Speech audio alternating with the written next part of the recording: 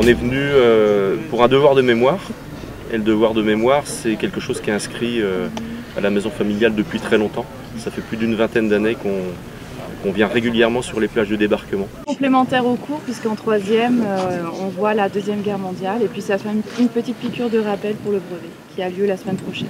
L'idée c'est vraiment de commémorer la mémoire comme on le disait tout à l'heure, mais c'est aussi de fleurir des tombes de soldats américains.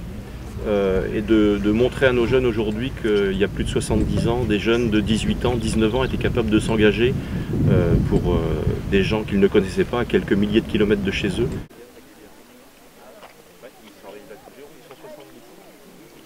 C'est la première fois que je viens ici et à vrai dire c'est impressionnant de voir autant de tombes et de gens qui ont pu s'engager pour notre pays. C'est un lieu qu'on devrait beaucoup plus faire connaître.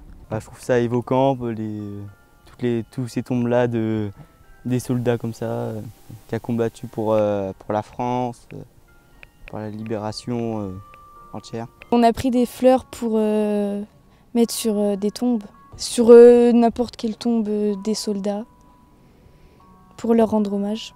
Ça fait bizarre et ça fait chaud au cœur un peu, parce qu'ils se sont battus pour nous. Donc là aussi, on est au cimetière allemand de la Cambe, où sont enterrés plus de 21 000 jeunes Allemands. Alors on est venu ici parce qu'il nous paraissait important de faire comprendre aux élèves que dans l'armée allemande, il n'y avait pas que des nazis, et que dans l'armée allemande, il y avait également beaucoup d'Allemands qui étaient contraints et forcés de combattre l'ennemi, et que certains l'ont très mal vécu, et que certains, pendant l'occupation, se sont très bien comportés.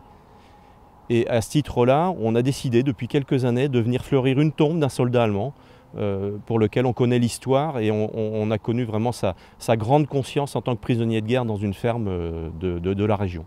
À bientôt sur tv.tv.